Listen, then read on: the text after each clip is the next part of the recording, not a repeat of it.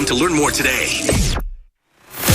Chase is a proud partner of the Golden State Warriors, and Chase cardholders score more at Chase Center. Access in-arena and online discounts at the Warriors shop, Chase lounges before select concerts and Warriors games, in-app benefits, eatery discounts, advanced access to tickets, and preferred seating when you use your Chase card. See more cardholder perks at chase.com/Chase Center. Restrictions and limitations apply. Deposit and credit card products provided by JP Morgan Chase Bank, NA member FDIC. Hey, Stephen Curry, it's game day, and you know what that means. That you're going to talk like an announcer all day long? Yes, and fans get 10% cash back in arena or online at Warriors Shop by using Rakuten. That is pretty exciting. Cash back on Warriors gear is exciting, Stephen Curry. I think they know it's me. Good point. We just need to tell them the website. Rakuten.com/Warriors. RAKUTEN.com/Warriors. United is proud to be the official airline of the Golden State Warriors. But this story goes beyond basketball. It's about United and the Warriors teaming up and showing up for Bay Area communities of color.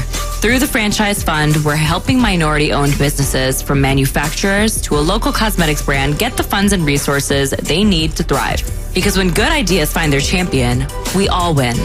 This is the story of an airline and a community when good leads the way. Hot wings, hot and sour soup, and a hot fudge sundae. Your neighbor's DoorDash order for Golden State Warriors game days has gotten superstitiously specific. But hey, every order on DoorDash is a win for local businesses and Dashers. And if you're superstitious, it just might put the Warriors on a hot streak too. Deep three on the way. Heat check. Score one for the neighborhood on game day with DoorDash. Heat check. Free. Official partner of the Golden State Warriors.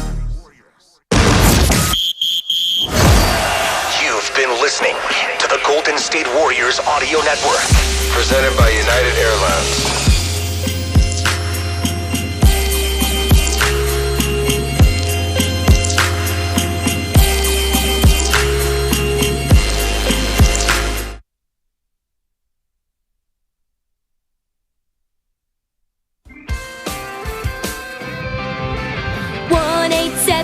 Cars for Kids. KARS Cars for Kids. 1877 Cars for Kids. Donate your car today.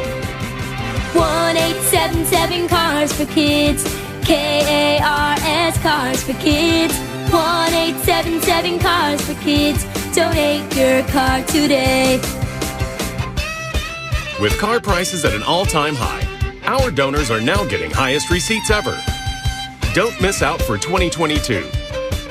Donate at carsforkids.org and your car can be picked up tomorrow.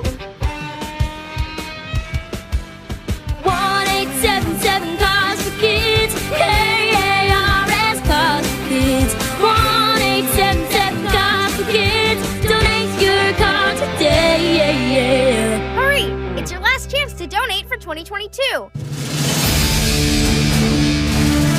This has been a presentation of Odyssey Sports. For even more coverage of your team, download the free Odyssey app and listen to your favorite stations, shows, and podcasts.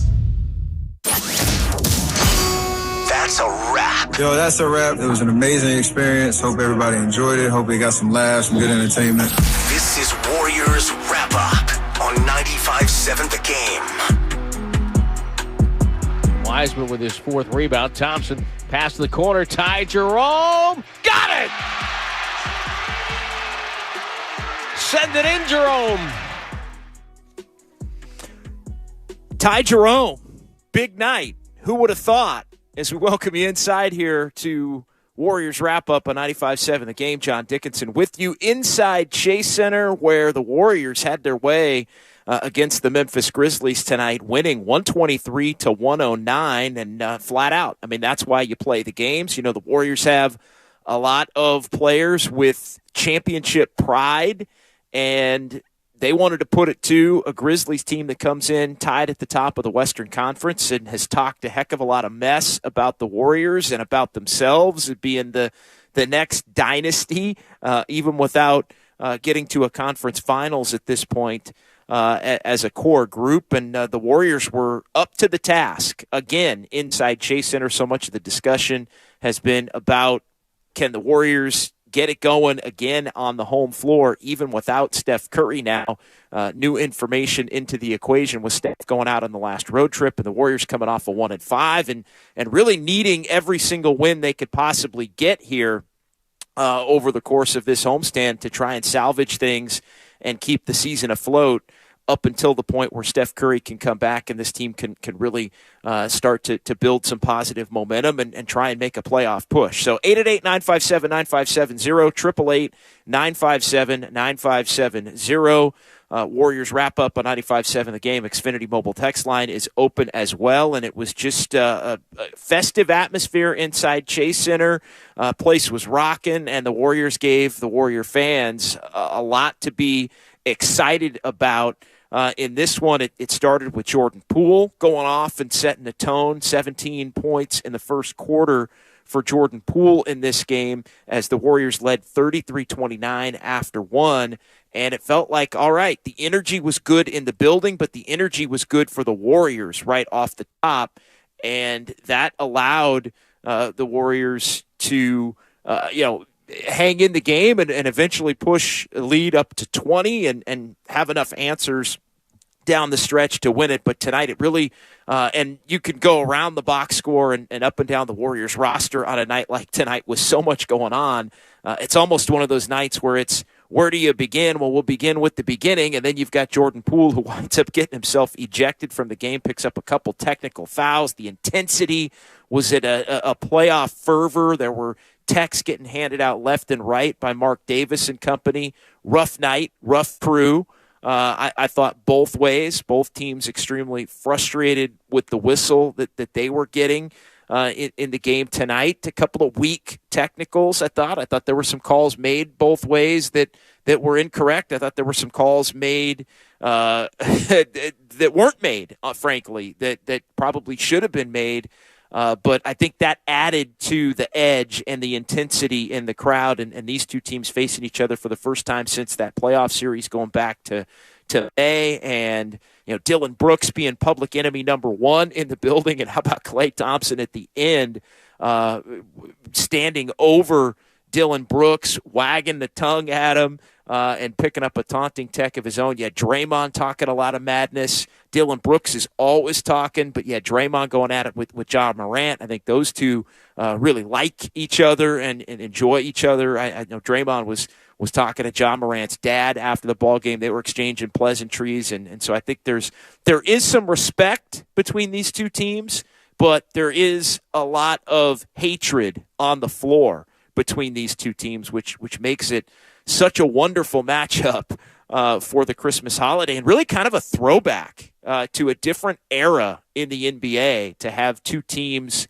that legitimately on the floor seem like they don't like each other. It's just rarer and rarer as time has gone on that you see that. But I think it's good for the league, frankly, and it makes the games, if you're paying to buy a ticket or if you're gathering with family tonight for the holidays and watching it on TV or you're listening on the radio as everybody was here at 95.7 The Game, it just makes the game so much more enjoyable when there's the feeling that both teams want it extremely badly and don't like each other and are mad at the refs and everything else.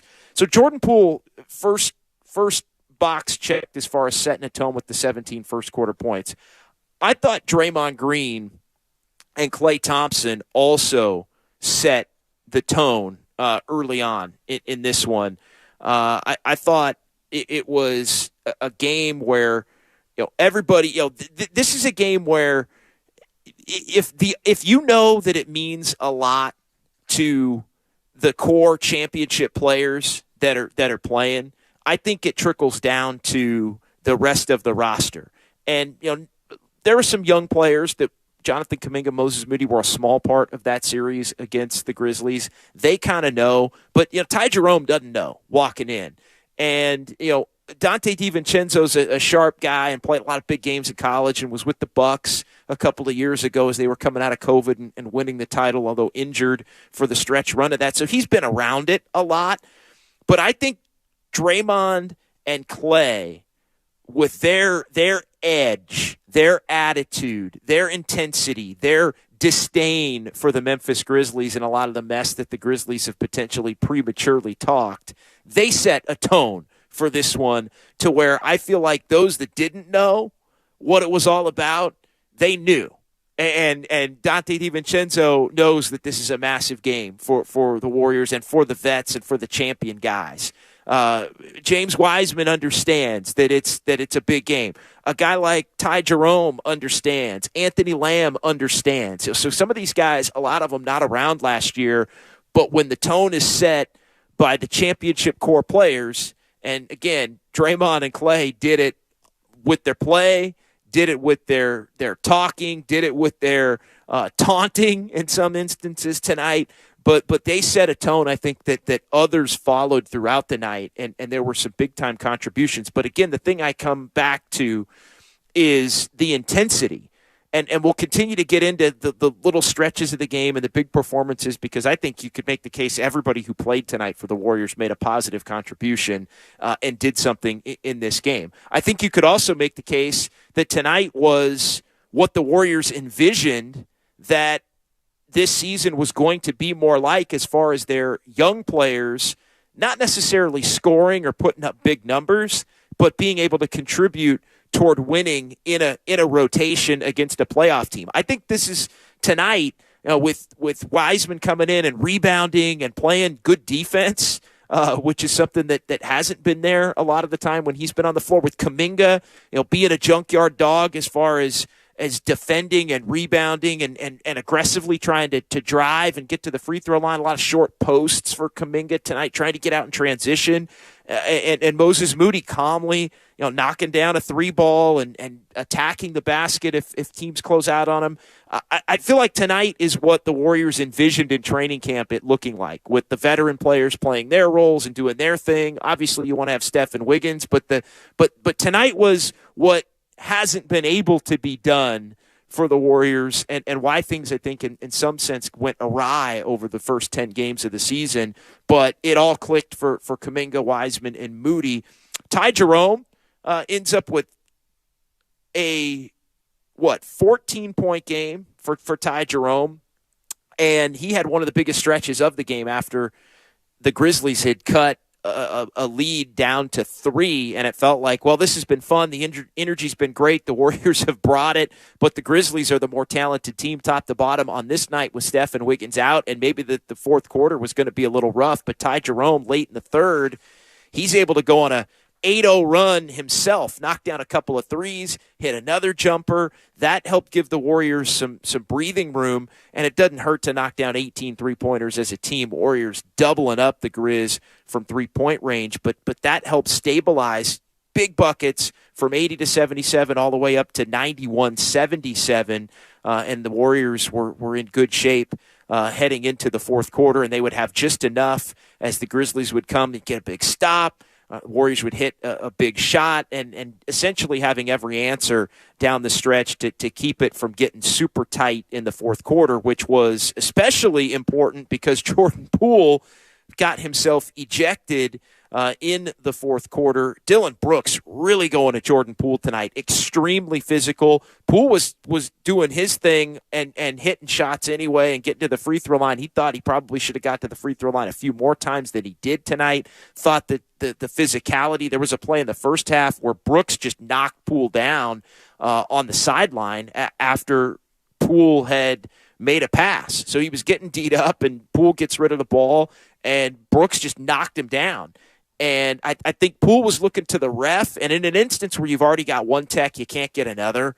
But I think Poole was looking more to the ref, and I think that the thing that Poole's got to know is you can't get ejected from that, and direct it toward the player and not the ref. I think is probably the best way to go in this in these types of situations where everybody's looking to call technical fouls and the officials are frustrated. And I don't think they lost control of the game as much as they just had a rough night, and both teams were so heated in it that they were constantly one way or the other. Teams were going at them. So tonight, one of those games where the Warriors, they show you that they've got it in the tank and they could dial it up when they want to, and they've been able to dial it up at home. they've been able, even shorthanded against top teams, to do it at home. The question now is, can the Warriors bring enough of that level of intensity, not necessarily the 18 threes, but the intensity, the edge, the defense over these last 7 games at home here to win a good chunk of these games? Because if they can do that, I think the Warriors are onto something once Steph Curry is able to return, and then we can start having conversations about a playoff push and what ultimately it's going to look like. So 888-957-9570, 888-957-9570. John Dickinson on Warriors Wrap-Up here on 95.7 The Game as the Warriors win it 123-109. Let's go to Skills in Vallejo on the phone lines, getting us tipped off tonight here on the Warriors Wrap-Up. What's going on, Skills? What's going on, John? Good evening. Thank you for spending part of your holiday taking our calls. Good to be on with you again. Absolutely. What I wanted to say was there was this classic Simpsons episode where Bart is in a race with Martin and Nelson is being insufferable. Martin pulls Bart aside and says, I don't care which one of us wins as long as one of us beats him. Well, similarly, in this homestand coming up, I looked at it, I said, I don't care. Well, I do care, but for intents and purposes, I don't care if we lose every game. We have to beat the Grizzlies. I called you last year, or earlier this year. I know you don't remember it now, but I explained. I hate the Grizzlies. They're a bunch of loudmouths, and the Warriors just, bragging rights. If for no other reason, the way the season is gone, we can at least say Memphis did not come in here and stomp us on our home floor on Christmas Day. And then there's 2 last things I want to close with, one of which you may know the answer to, one of which you probably don't, but I'm going to just throw it out there. 1, how much longer is Andrew Wiggins supposed to be out? And 2, has anyone in NBA history ever scored 0 points immediately after scoring 30? Thanks and good night. That's a great one. The second one I'd have to do some research on. Of course, you're speaking of James Wiseman. 0 points tonight, though, but you know what? He was a +8, and he had 5 rebounds in 8 minutes. And that is the way for him to earn more time as a backup center. And he was going to get an opportunity tonight with JaMychal Green out in the health and safety protocols and with the way that the Grizzlies play with the bigs. Obviously having Jaren Jackson, who they frustrated the hell out of Jaren Jackson Jr. in this one, got him in foul trouble. The Grizzlies were just, angry for the most part all night. The Warriors won on the boards tonight. Really, you don't win on the boards in this game if you don't have Wiseman out there being aggressive on the glass. Kuminga, aggressive on defense, moving the basketball. 4 rebounds total for Kuminga. You look up, and he's a +21 in this game. Ty Jerome was a +23 in this game. We talked about the shot making and the playmaking that he was able to come up with. Anthony Lamb had a huge stretch in the first half where he hit 3 3-pointers. Ended up with 11 on the night, and the Warriors needed those threes in the first half to help separate. As far as Wiggins, that's a tricky one, Skills. The issue with Wiggins, the Warriors had acknowledged pregame that they had targeted tonight as a game where they thought Wiggins was going to be able to come back. So it sounds like there was a little bit of, I don't want to call it a setback, but it was taking longer than expected for Wiggins to get back and get fully healthy from the groin. I know Steve Kerr said pregame that you don't necessarily want to risk it with a groin because it can be troublesome. But, yeah, there was a lot of optimism that Wiggins would be back in this game today. Steve Kerr did say, I'll give you the direct quote, it's lingered longer than expected. With a groin injury, you have to be careful. He also added that he's got to get live work in at practice before he could be out on the floor. So the timeline with Wiggins has been slowed a little bit, which I think put this homestand in a little bit of peril. And being able to come out and get the first one against the best team that you're going to face on the entire homestand, I think that's pretty huge as a tone setter that the Warriors have still got action at home, even without Steph, even without Wiggins, and that they still are fighting after 3 days off and what was a brutal road trip, 1-5 with the injuries taking a toll and all of that they are going to keep fighting. As far as the Grizzlies point to what Skills brought up, I think a lot of Warrior fans are feeling that way. I think there were a lot of Warrior fans the last few days that kind of came to grips with, hey, this season could get a little iffy here in the next couple of weeks if Steph's going to be out. But if you can win a couple of these, make the Grizzlies be one of the ones because of all the mess that the Grizzlies have talked. And I know we'll play it for you at some point here, but Klay addressed it on the postgame interview on ESPN and ABC, just what it was that gets him so riled up about facing the Grizzlies and everything that they had talked. Let's go before we get to Ryan on the phone lines. Let's hear the Klay cut quickly here. This was with Lisa Salters, I believe, postgame. What message did you want to send tonight? Man, they was talking about dynasty and all that. You can't talk dynasty when you haven't won before. I don't think people realize how hard that is, the commitment and sacrifice it takes. I mean, you got to sacrifice your body. And I thought that was premature talk, to even mention that word. But they bring the best out of us, and I think we do the same. And even though you don't like them, you got to respect them because they're a threat. So there you go. Respect them even if you don't like them. They're a threat. So there is some respect there. They do talk a lot of mess. And Dylan Brooks also was the dude that injured Gary Payton II going back to last year as well in that series and wound up getting himself suspended for it. And he's always talking. And tonight Klay was talking. Tonight Draymond was talking. And, it's one of those nights where you think something might jump off in game or might jump off after the game between the two teams. But I thought there was one part I would quibble with Klay a little bit there. The Grizzlies did bring out the best in the Warriors. The Warriors did not bring out the best in the Grizzlies tonight. In fact, you could make the case that the Warriors brought out the worst in the Grizzlies to their own benefit in this one. 888-957-9570. Let's get to Ryan next here on 95.7 The Game. Hey, Ryan.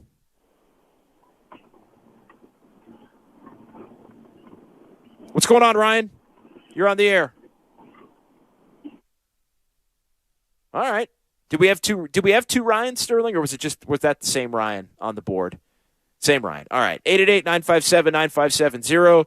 888-957-9570. John Dickinson here. Warriors wrap up on 95.7 The Game. Big win for the Warriors, 123-109. And, this shows that maybe the Warriors have a little bit of action on this homestand. It shows that they've got it in them. But, again, I think the intensity is what's got to be there, and not believing that just because you played one of your best games against the Grizzlies that you can just show up against Charlotte or against some of these other teams, Utah, Portland coming in, even Detroit and Orlando coming in on the back end of this thing. That's the moving forward takeaway for me, is that it's got to be like tonight in terms of a tone. And I get it. You don't hate those other teams like you hate the Memphis Grizzlies. But if you can grit and grind your way to the way you conduct yourself on the floor, you can win some of those games, even maybe if you don't make 18 threes because you're playing lesser opponents compared to the Grizzlies. The 18 threes, though, is nice. But again, I think to me it was more about the execution and the poise and the intensity and the edge that the Warriors played with. All right, let's give Ryan one more chance here on the phone lines at 888-957-9570. What's going on tonight, Ryan? Hey, guys. Just wrapping up after the game like you are. It was a real solid win, of course, on Christmas Day. I'm really happy about that. A little disappointed after seeing live Jordan Poole getting thrown out the game. That was unnecessary. I think, everything we saw from the younger guys tonight in the lineup, they really went out and got it. They playing a lot more defense than you probably normally would be used to seeing and being so successful. And shout out to the Grizzlies on Christmas. They gave it their all. Of course, they're on a road trip right now, which is only in our favor as a lesser Warrior team, if you will, if you look at our starters. I think overall it was a really great game. I'm really excited about the win, of course. It's always great to see the younger guys on our team, get out there and really get some serious minutes in a game. Oh, thanks for the call, Ryan. Appreciate it. Ryan's line open at 888-957-9570. 888-957-9570. Yeah, it was unfortunate to see Poole get tossed. I think it was a weak ejection by Mark Davis. And look, they were handing out technicals left and right. I think a lot of that is just the intensity of the game. And you look at it, the Warriors had 6. The Grizzlies had none tonight. Is that right? I guess that is right. With Draymond Green picking up one, Jordan Poole picked up a couple, Kerr had one, Kuminga had one. I thought the Kuminga one was pretty weak. And then Klay Thompson, that's an obvious one for the taunt and standing over Dylan Brooks, although I think at that point game had been decided. Warrior fans were eating it up inside Chase Center here tonight. And it just a tremendous victory for the Warriors, and one that you got to feel really good about here moving forward. And just so many different contributions from so many different players in this one. So 888-957-9570. We'll come back. We'll get some text messages. We'll hear from Steve Kerr and others in the locker room as the Warriors get the job done tonight. Big win over the Grizz, 123-109. You heard it right here on 95.7 The Game.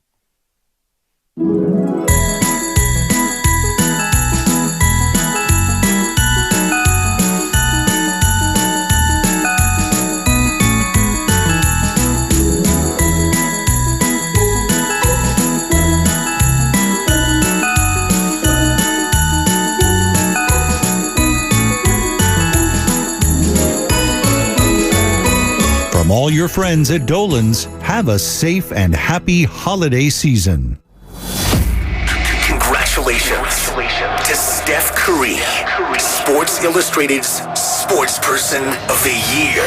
Curry with the ball, takes a 3 off the dribble, knocked it down straight on for about 28 feet. Curry, one dribble after half court. Curry! Back to Curry, relocation. Are you kidding me? Nobody in the association has scored more than Curry in a single game this year. He's got 48. The best shooter the game has ever seen has cemented his legacy. No one has made more threes than Stephen Curry. He might be setting a record that may never be broken.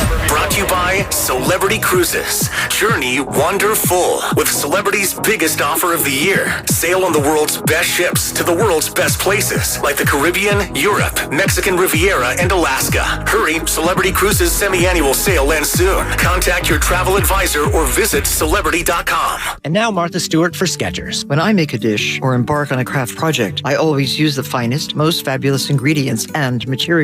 Which is why, when it comes to footwear, I love Skechers. Because Skechers is the comfort technology company and uses the most luxurious, innovative materials and designs to make wondrously comfortable footwear with all the fits and features like Arch Fit and Skechers' world-famous air-cooled memory foam. It's exactly the way I'd make shoes. Find Skechers at a Skechers store, Skechers.com, or wherever stylish footwear is sold.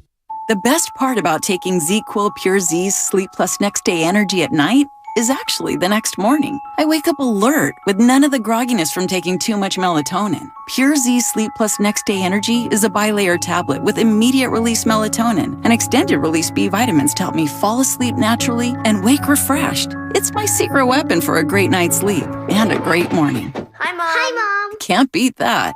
ZQuil Pure Z's Gummies. Sleep better, wake your best.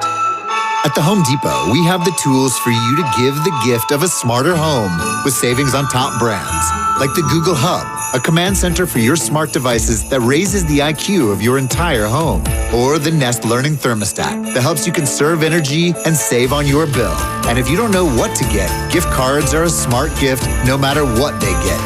So this year, gift smarter with savings on tools to make your holiday magic. The Home Depot, how doers get more done. Join us at Odyssey as we do our one thing, together millions of things for our planet. This holiday season, invest in some LED Christmas lights. They use significantly less energy than regular bulbs. When we each share our one thing, it becomes a million things for our planet. What's your one thing? So I switched to Boost Mobile and got this free Samsung Galaxy A23 5G phone. Why do you think they call it the Galaxy? Maybe because the Samsung Galaxy A23 has a huge screen, and galaxies are huge gravitationally bound systems of stars rotating around a supermassive black hole. And the phone is free? When you switch to Boost Mobile. Cool. You lost me at gravitationally bound. Switch to Boost and get a free Samsung Galaxy A23 5G phone. Boost Mobile. Unleash your power. Limited time offer while supplies last. New customers only. Excludes tax. One device offer per line. Only available on certain networks. 5G not available everywhere. Additional restrictions apply. See your local Boost Mobile store for details. Congratulations to Steph Curry, Sports Illustrated's Sports Person of the Year. Curry with the ball takes a three off the dribble. Knocked it down straight on for about 28 feet. Curry, one dribble after half court. Curry! Back to Curry, relocation. Are you kidding me? Ridiculous by Curry, backing up to hit a three. Draymond to Curry. Curry guarded by Capella. Step back, three in front of the Hawk bench. Nobody in the association has scored more than Curry in a single game this year. He's got 48. Splash! There it is! The best shooter the game has ever seen has cemented his legacy. No one has made more threes than Stephen Curry. And when you consider he has many more years, he might be setting a record that may never be broken. Brought to you by the SF Sheriff's Office. Your future begins here. Looking for a holiday dining experience to remember? Look no further. Officiating San Francisco's newest culinary dining adventure is now open at 680 Folsom Street in San Francisco. Visit our website at officiatsf.com to book your reservation today. That's AFICISF.com. What's the matter, Kate? I think John is cheating on me. Why? He claims to suddenly have ED, but he used to be an animal. Oh, maybe he has low testosterone, a normal part of aging. Ken had that problem, and at Balanced Medical Solutions, they ran labs and evaluated him for only $99, and he found a solution that revived him completely. Guys, why suffer? Regain your vigor today. Call now, 510-679-3300, or visit balanceedmedicalsolutions.com. Are you dreaming of an adventure? Ready for a getaway? Celebrate the season with SFO. Enter the SFO Holiday Sweepstakes by visiting flysfo.com/holidays for your chance to win a $1,000 credit toward a nonstop flight from SFO with more than 115 destinations to choose from worldwide and other great prizes with SFO this holiday season. SFO, your gateway to holiday cheer. Go to flysfo.com/holidays for your chance to win today.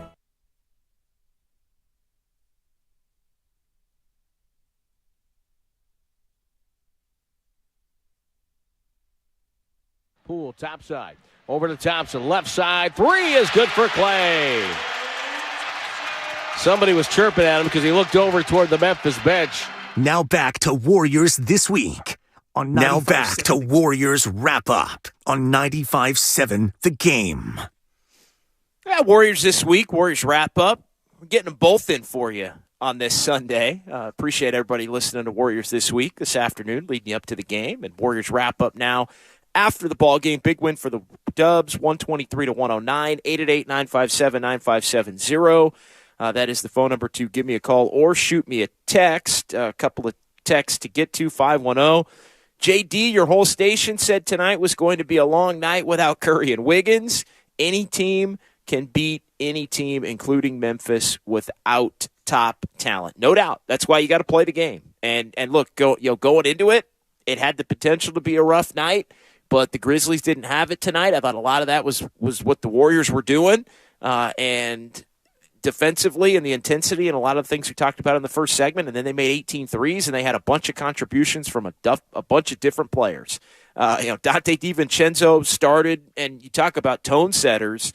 I mentioned Jordan Poole with the 17. I talked about Draymond and Klay with the intensity and the understanding of what this game meant and how important it was to get off against the Grizzlies to start this homestand, but also to get off and understand the rivalry between these two teams that is in play off of the playoff series from a year ago. But Dante DiVincenzo set a tone. 5 threes made, but the defense early, I thought, on Ja Morant. And look, the Warriors did a nice job letting him shoot the three, trying to do the best to limit the opportunities at the free throw line. Only 7. We've seen Ja have 15, 20 free throws in a game against the Warriors before on a lot of nights, and so they did a nice job, even though it was a night where Morant ended up with 36, and just being able to put some ball pressure on him with DiVincenzo, I think, is key. So 888-957-9570. Let's get back to the phones here on Warriors Wrap-Up. Warriors fans feeling good on this Christmas night. Eric in San Leandro next here on 95.7 The Game. What's going on, Eric? Hey, man, you know what? I'm so excited, man. I've been telling everybody if I was a gambling man, I'd have won a lot of money tonight. I told everybody that the Memphis Grizzlies are all smoke and no fire. And we got to play Wiseman more. Wiseman was big tonight. He may not score no points, but he was big in the paint, changing their shots, getting rebounds. And here's another thing I wanted to say. Adam Silver and the referees must got some type of conspiracy or vendetta against the Warriors because some of these calls are very excessive. That's all I got to say for now. Thanks for the call. I'm not going to speak to the officiating on that level. I mean, I don't think that's what's going on here. I think there were stretches of the game where, believe it or not, I thought the Warriors thought they were getting a tough whistle, and they were actually getting an okay whistle. To be honest, I thought first half of the game and through, I thought overall it did wind up evening up. I thought there were a couple of weak techs as we alluded to. I thought Kuminga's tech was kind of weak. I thought Poole, the ejection tech, was weak. That's the one that you'd like to see an official, I think, not pull the trigger on, knowing that a player's already got one. But again, I'd like to see Poole direct more of his angst toward the player in that situation, and Dylan Brooks is trying to throw him around all night, then the official. I think if you do that, you probably get the benefit of the doubt on a night where the officials were clearly hearing it from both ways and clearly frustrated about it. But I think the intensity of the game sometimes can skew that view as far as the way the officiating is going, because Warrior fans are frustrated tonight with it and think that there was something going on against the Warriors. But I'm going to tell you right now, if we were doing the show back in Memphis tonight, they'd be talking about how they felt they were getting jobbed by the officials in this game tonight. So it goes both ways, and I think both fan bases would have been frustrated. It was just a poorly officiated game, I thought, tonight by Mark Davis, Rodney Mott, and Natalie Sago. Just not a well-officiated game all the way around, and you move on to the next. And, it is one of those things that does tend to happen probably a little bit too often, more than you'd like. I thought the flow at times was bad with some of the plays that were called versus some of the other ones that weren't. You don't like to see that. But overall, I think both teams had a lot of gripes about the officiating tonight. It was just the Warriors that ended up with all the technicals, which I do think was pretty interesting. As far as Wiseman, if James Wiseman's going to play like he did tonight, James Wiseman is going to play a little bit more. Like that is the key. And we had a texter on the Xfinity Mobile text line who dropped this earlier. Wiseman, his 0 points were more impactful than the 30 points the other night because of defensive rebounding. And that's exactly right. That is 100% correct. He was much more impactful tonight with 0 points, 0 shot attempts. And look, the things that he did tonight are the things that the Warriors coaching staff wants him to do, and really the reason that he was sent to the G League to be able to practice, being able to know, when to help, how to challenge a shot, how to be in the right position defensively to defend at a higher level than he had been. If he rebounds and defends, he'll get on the floor and can be formidable. The issue, though, has been that just far too often he hasn't been able to do that. So I thought tonight, and I'm with the texter, I thought tonight was a really good game. I thought tonight was the best game of James Wiseman's season, to be honest. It just, when you look at what he brought to the table in the ways that like when we talk about the young players and do they fit and can they help this team, can they be a part of a playoff rotation, all of those things are going to be determined in the next 4 months. But to have a shot, it's got to be the little things. It's not the points. It's not scoring the basketball. It's not shots. It's rebounding, it's defense. That goes for Kuminga, too. And, it goes for Moody. It goes for all of them. But, and then the Grizzlies part of it as well is just, all smoke and no fire. At some point, and I think the Grizzlies are new to the game as far as, being contenders. I thought last year was the burst onto the scene year, right? They had the 2 seed. They had home court advantage against the Warriors. The OGs beat them. And they ran their mouth a lot. And the OGs beat them and humbled them. And now this is the first year where they're coming back with some expectations on them, and they're starting to get a little older, and guys are starting to get paid on that team. And, the championship window in their minds is open really probably for the first time this season. So you start losing as a favorite when you're coming back and you've been humbled once already, then I think you do start to get a little bit of that reputation as far as being one of those kinds of teams that's always, running off in the mouth and maybe in some circles unlikable. I get why Warrior fans don't like them. I think it's interesting. It seems like the Grizzlies are the team that as the team that's been at the top of the mountain. That's the one that the Grizzlies have chosen to bring all the smoke for. And yeah, tonight there was a lot of smoke. But there was no fire from the Grizzlies and all fire from the Warriors. Andrew in Pleasanton up next here on Warriors Wrap-Up with JD on 95.7 The Game. What's going on tonight, Andrew? Hey, JD. I just to start off, I want to say I really appreciate your fair-mindedness and, just sort of a rational standpoint on things. I know that you're always going to give the game a fair shake, whatever, you're no homer. And I really appreciate that. And to speak to that, like you're talking about how the Warriors might complain about some calls and the Grizzlies might complain about some calls, and how the Grizzlies, started jawing. They not started jawing. They've sort of made it a combative atmosphere between, the Grizzlies and the Warriors in the last couple of years. And I feel like they sort of manufactured this, and I'm sort of curious, in a just asking your opinion kind of way, what makes a rivalry, because it feels like the Warriors are just top dog, and then Grizzlies just started John, and now is there a rivalry? Question mark. Yeah, it's interesting. I'm gonna defer to Steve Kerr on that one, and thanks for the call. I think he's got the best grasp of it, Andrew. He says it's got to be multiple playoff series. I think the Grizzlies feel like there have been multiple playoff series.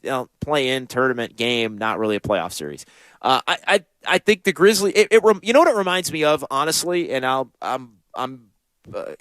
starting to get up there. I'm still a relatively young guy, but what reminds me of growing up in Sacramento is the Kings and the Lakers going back to the 2000s. And that was a part of my youth and high school, college days. And, the Kings wanted a piece of the Lakers. And why? Because the Lakers were the team that had won championships. The Lakers were the team with the superstars. The Lakers were the team that was starting to get a little bit older prime, and the Kings were the up-and-comers with Chris Webber and Mike Bibby and Peja Stojakovic and all of those players. And, they had never been good. They'd been kind of a dormant franchise, small market versus big market. You've got small market versus big market with the Grizzlies and the Warriors. And it was always kind of the Kings poking the bear at the Lakers and, getting frustrated with the officials and things like that. And if you're a historian of the league, you obviously know that there were some things that got a little bit weird in that playoff series. But the point I'm getting at is you've got the team that's been on top, that's getting a little bit older, and you've got the young up-and-coming team that wants to knock that team down. So I think it's always natural for that team to be the one that sort of sets the tone for, hey, we think it's a rivalry. Are you going to join that fray or not? And I think the Warriors have joined the fray just based on their demeanor toward the Grizzlies. I mean, there was always some back and forth with the Rockets. There was some back and forth with the Thunder, the Cavs in the finals. The Warriors have had some teams, the Lob City Clippers. Like the Warriors have had some teams where, there was some chatter or dislike or maybe those teams thought the Warriors were kind of frauds, and the Warriors would look back and be like, hey, you guys haven't won squat. Like, who the hell are you? Clippers, Rockets, James Harden, Russ, OKC, all of that. And that made sense because there were all these teams trying to break through, and then the Warriors came in and swooped in and broke through. So the interesting part to that is I don't know that any of these other rivalries, if you want to call them that, have met the level that this one has really in the last couple of years. But I think, and we'll hear from Steve Kerr here in just a second, I think he says it best, and he will address it in his post-game press conference, multiple playoff series. So, could be trending that way. We saw round one, and it was a hard-fought 6 games, and the Grizzlies thought they would have won it if they had been healthier. The Warriors went on to win a chip, and so that only adds to the other kind of chip that the Grizzlies have. But I think it's always on the young team that hadn't done anything when you're trying to knock off somebody that has. I mean, the Bulls, I think, had a little bit of that with the Pistons, although interestingly, going even farther back in history, it was, the Pistons were the team on top that were the bullies and the team that was like, you're not going to beat us. And the Bulls had to beat them. And you remember the Bulls beat them. And finally, when the Bulls beat them, the Pistons didn't even shake their hand walking off the court. And the Bulls go on to win 3 championships. So there's been that sort of perpetual handoff. But we'll see. The Warriors have won against a lot of these teams that have never gotten over the hump. And, the Grizzlies have talked a lot ahead. And we'll see. If the Grizzlies go on to win a championship and show that they've got that and maybe beat the Warriors in a playoff series along the way and then end up playing again, then I think it is a true rivalry unequivocally. But I think typically it's on the team that hadn't done anything because they obviously take it a lot more seriously. And then the team that has won, it's on them to react. And I think the Klay Thompson reaction tonight to Dylan Brooks tells you all you need to know about how the Warriors feel about the Grizzlies. And then Klay comes out after the game and says, hey, look, I respect them even if I don't like them. So I think there is a level in play there of competitiveness that's good for the game. So I'm calling it a rivalry at this point because I think the way Klay and Draymond treated tonight tell you that they think it's one, and the Grizzlies have I think, treated it as one, maybe even going back to the play-in tournament in 2021 when they did end the Warriors season in this building at that particular point in time. All right, before we hear from Steve Kerr, let's get to our 9 o'clock hour here briefly. You're listening to 95.7 The Game, KGMZ FM in HD1 San Francisco. Always live on Twitch, YouTube, and the free Odyssey app. All right, back with you here for a few more minutes. Warriors wrap up a 95.7 The Game, 888-957-9570. Let's go ahead and hear from the head coach of the Warriors, Steve Kerr, as he addressed the media following this one. What did he like about the Warriors as they improved to 16-18? Here's the head coach. What did you think of the win tonight, and what does this do for you guys after, how you guys ended the road trip? Yeah, it's a great win. I mean, that's one of the best teams in the league. And, to come off that disappointing trip and play the way we did tonight was really encouraging. And I just challenged the guys to build on it. We've got 7 straight home games coming up. We've been great at home, but we haven't really built a lot of momentum this year. It's kind of been, stops and starts. So it feels like it's time to turn it up. And so we got to build on this. And that's, we're not always going to shoot the ball like we did tonight, but if we compete and defend the way we did, then I think we can get going, get some momentum. And that's the idea. Why do you think you guys seem to enjoy beating that team more than most teams? There's just, with the playoff series we had with them last year, the fact that, they're the young up and coming team. There's been a lot of chirping back and forth. It's all healthy and, it's good stuff. It's just the spirit of competition, and it's fine with me. I'm sure you remember back when you started in the league in the late 80s, early 90s, the Detroit Pistons team. Do you guys kind of see this rivalry kind of little Bulls Pistons-esque? No, it's definitely picking up steam, but I think I said yesterday that you need to really develop a rivalry. There's got to be, I think, multiple playoff series. So last year's series was really contested and heated, and we know how good they are, and we're trying to keep it rolling, and they're trying to knock us off the mountain. So it sets up for a really good matchup.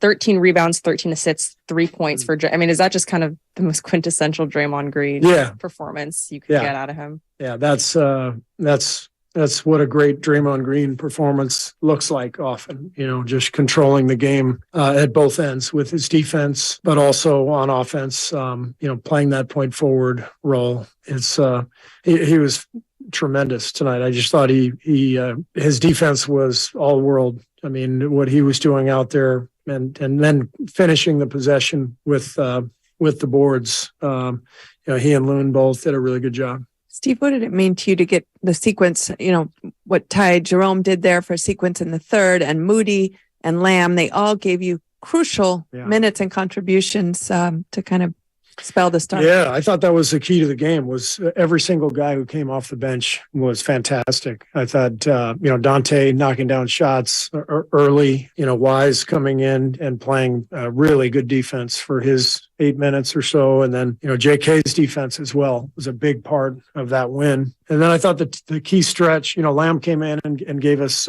some, I think 3 straight threes in the first half, which helped us get rolling. But the key stretch in the game to me was when Ty Jerome came in, and I think he scored 7 or 8 straight points. And our lead went back to double digits. I think they had cut it to 4 or so. But that's Ty is a vet. He's been in this league for a few years. When he comes in the game, he settles us down. He doesn't turn it over. He makes great decisions, and he's an excellent shooter. So plus 23, I think, for Ty in 22 minutes. Pretty impressive. The Grizzlies came in as the best rebounding team. You guys had 12 more by halftime, and then it was 7 more. How much of a point of emphasis was hitting the glass tonight? Yeah, it's always a physical game when you play these guys. I thought Jaren Jackson's foul trouble hurt them quite a bit. It changed their rotations. And, Steven Adams is such a handful under the glass. 7 offensive boards for him, but Loon and Draymond battled him, and our guards got back in the mix. I think Klay had 9 boards, which was really key for us. So really good overall team effort. We have to be more poised overall, myself included. I can't get that tee in a game like this, and I think we had 6 of them tonight. So we've got to get to another level by being able to win, not just when we make 18 threes, but when shots aren't going in, and you win with execution and poise, because we're not there yet. I was going to ask you if the 16s bothered you. Yeah, and especially Jordan's second one. He knows that he can't get a second one. So he's still a young player. Jordan was fantastic tonight, and we needed his offensive firepower. The way he started the game set a great tone. So the great thing with Jordan is that I think he still has a level or two to go to really get to the point where he's reaching his ceiling, and that involves just playing with poise, and whether it's avoiding the referees, just taking care of the ball at certain times. But he's doing a great job of competing and helping us stay afloat offensively at key times in the game. Steve, going back to Dante, he's coming off an injury. You put him in the starting lineup. He gives you 5 threes and a season high 19. What do you think about the way he stepped up? Dante was brilliant. He started the game on Ja, so he gives us that defensive presence that we really need in the backcourt to take some of the pressure off the other guys. And he's scrappy and he plays hard. When he can knock down threes like he did tonight, it's a game changer for us. So, he's really, I think, found himself here in our system and in this roster with, playing with the guys he's playing with. I think the last few weeks he's been fantastic. Steve, Memphis has been kind of a significant chapter in your coaching career. It seems like you keep coming up against them. What is that kind of contrast in style and even like their demeanor? What does that bring out of your guys? And do you think sometimes they might go a little bit over trying to respond to it? I think it's good for our guys to feel that threat and feel that confidence from the other side. I mean, we enjoy the challenge. Our guys love the challenge, and they generally, step up to it when they feel that. They've been great, going back to my first couple of years, when they had Marc Gasol and Mike Conley and Zach, the grit and grind teams, and what they've done over the last 3-4 years, rebuilding the team is brilliant. The way they've drafted and coached, and the way Ja has played and led, they've got something special, and our guys feel that. Both sides chirp back and forth, and this is what competition's all about. I guess this is following up on that. I mean, Klay is a very even-keeled player usually never gets too high or low. When he has a taunt or just a reaction as he did, what does that inject your team with? Like, what kind of energy do they feel after seeing Klay just have such a big reaction? The thing that makes Klay who he is, obviously, he's one of the great shooters of all time, but I think what has endeared him to his teammates is that he just wants to win. He's such a competitor, doesn't often show emotion, but the guys have always known, regardless of what's happening, Klay wants to win. He's an incredible competitor. And, I think this year's been difficult for him, struggling out of the gates, not being able to go through camp and start out on a minutes restriction. And, the shot has kind of come and gone for him. And he's had a lot of frustration, and he's shown some of that. So it was great to see tonight, in the midst of what wasn't a great shooting night, that he got back to being the Klay of just win, just do whatever it takes to win. The 9 rebounds, the emotion that you mentioned, I think all that was really important. What was the explanation you got on the take foul that became? They told me it was transition, and I asked how it could be transition after a made free throw. I was confused because it didn't feel like transition to me. You mentioned James' defense. He plays only 8 minutes. Yeah. I don't think he took a shot, but you see him like that. Was that one of the better performances of his career in some way? He was great defensive, great.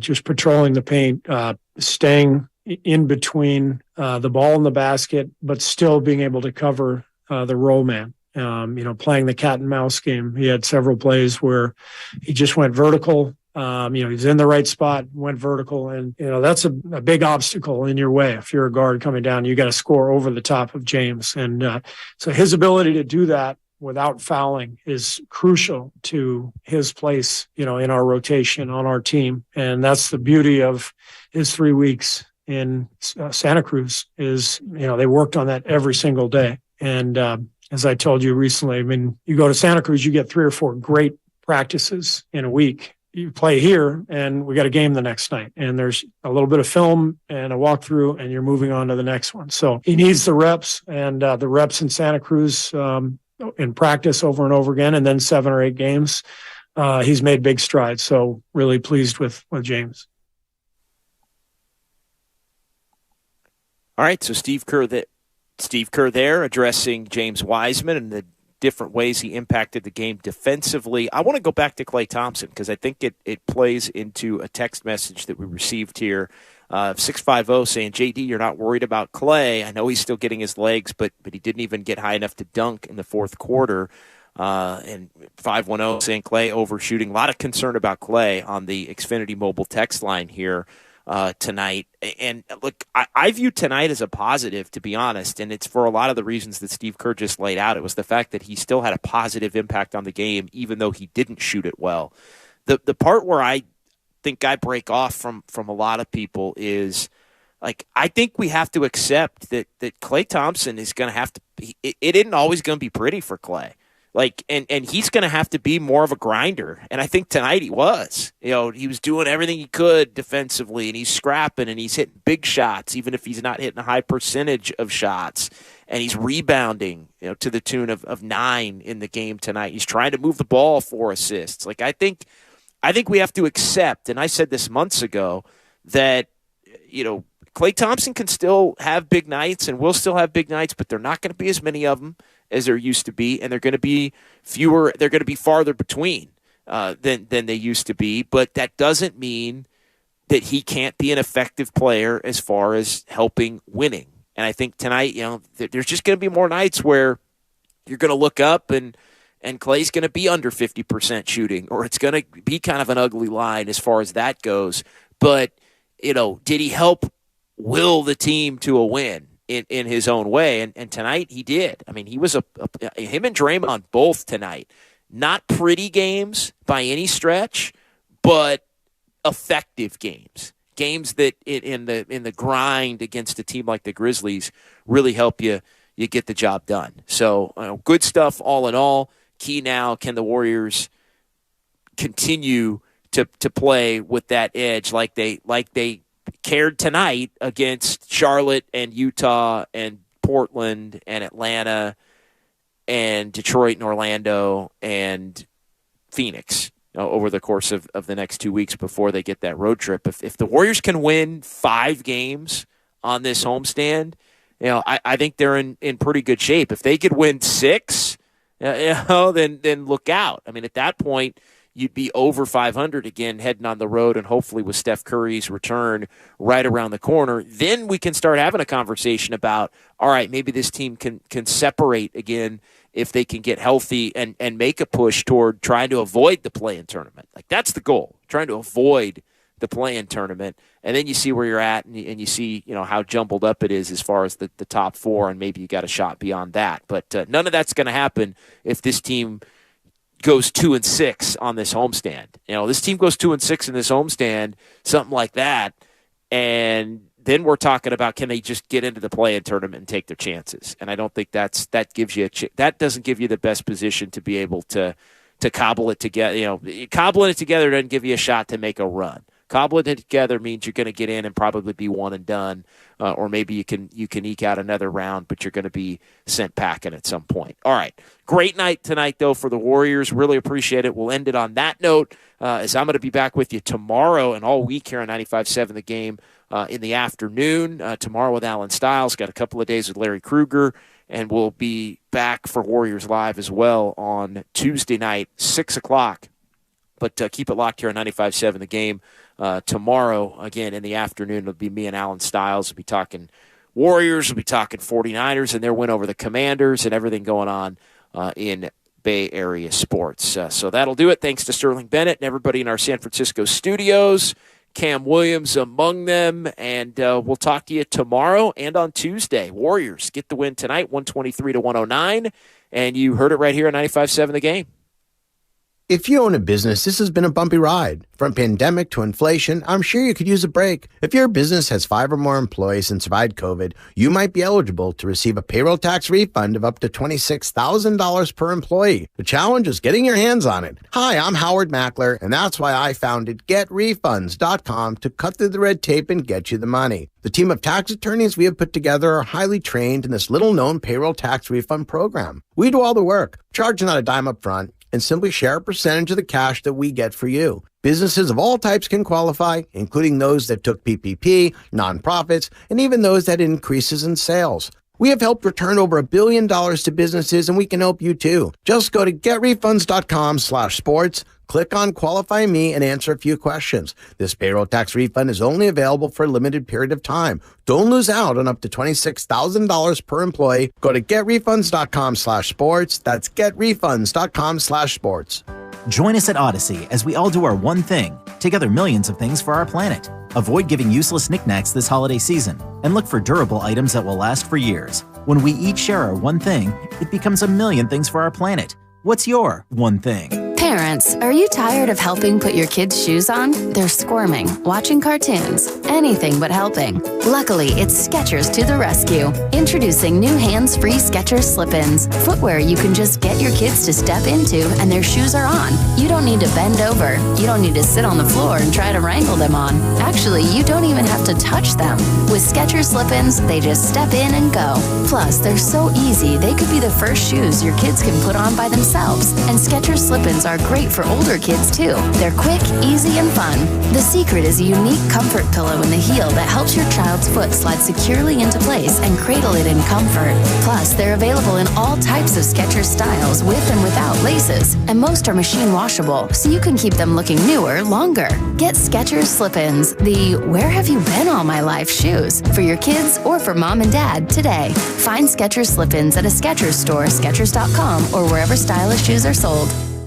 Join us at Odyssey as we all do our one thing, together millions of things for our planet. Avoid giving useless knickknacks this holiday season and look for durable items that will last for years. When we each share our one thing, it becomes a million things for our planet. What's your one thing? When you can't stop, there's Vicks VapoRub. Vicks VapoRub sends powerful medicated Vicks vapors right to the source of your so you can experience cough relief and breathe easier. Generations of families have trusted Vicks VapoRub to help relieve the worst cold symptoms. So next time you have a cough, reach for the Vicks VapoRub. Vicks VapoRub. Cough relieving is believing. Will they find a home? Sponsored by Geico. Steve is intrigued by the paranormal. Otherworldly spirits really make a house a home, you know? Janice has different taste. I'd like my house to not be haunted. Compromise is tough, but these two won't have to compromise when they bundle home and car insurance with Geico. It's easy, and they could save even more. In the end, Steve and Janice found a renovated Victorian that's only haunted from 9 to 5. Okay, wife's home. Y'all gotta bounce. Bye, Steve. Bundling without compromise at geico.com. Are you interested in new career opportunities in the Bay Area and want to make a difference in your community? The San Francisco Sheriff's Office is looking for people considering a job in law enforcement right now. If you're at least 20 years or older with a high school diploma or equivalent, the San Francisco Sheriff's Office wants to hear from you. Enjoy full benefits, flexible schedules, and opportunities for growth and promotion. For employment announcements and more information, visit sfsheriff.com. That's sfsheriff.com to apply today. So I switched to Boost Mobile and got this free Samsung Galaxy A23 5G phone. Why do you think they call it the Galaxy? Maybe because the Samsung Galaxy A23 has a huge screen, and galaxies are huge gravitationally bound systems of stars rotating around a supermassive black hole. And the phone is free? When you switch to Boost Mobile. Cool. You lost me at gravitationally bound. Switch to Boost and get a free Samsung Galaxy A23 5G phone. Boost Mobile. Unleash your power. Limited time offer while supplies last. New customers only. Excludes tax. One device offer per line. Only available on certain networks. 5G not available everywhere. Additional restrictions apply. See your local Boost Mobile store for details. So I switched to Boost Mobile and got this free Samsung Galaxy A23 5G phone. Why do you think they call it the Galaxy? Maybe because the Samsung Galaxy A23 has a huge screen, and galaxies are huge gravitationally bound systems of stars rotating around a supermassive black hole. And the phone is free? When you switch to Boost Mobile. Cool. You lost me at gravitationally bound. Switch to Boost and get a free Samsung Galaxy A23 5G phone. Boost Mobile. Unleash your power. Limited time offer while supplies last. New customers only. Excludes tax. One device offer per line. Only available on certain networks. 5G not available everywhere. Additional restrictions apply. See your local Boost Mobile store for details. Washington football team or club. But other than that, Ron Rivera, wonderful man. And they've played pretty well. And they're still hanging in there for a playoff spot. Yeah, Steve. I kind of agree. But it feels like they've done everything forward-facing well. Yeah. Anything that you can see publicly, like a cute YouTube video that gets out there, or like this social media post of everybody crying and hugging is great, huh? But behind the scenes, I don't know that it's taken a long time to clean all of that up. Oh, absolutely. So I think that their PR is doing a great job. Well, this is what Daniel Snyder wants. Hey, judge us now, not what we did before.